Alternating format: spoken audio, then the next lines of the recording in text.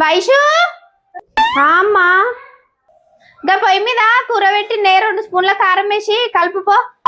సరే 2 స్పూన్స్ కారం వేసి కలుపుమన్నది కదా.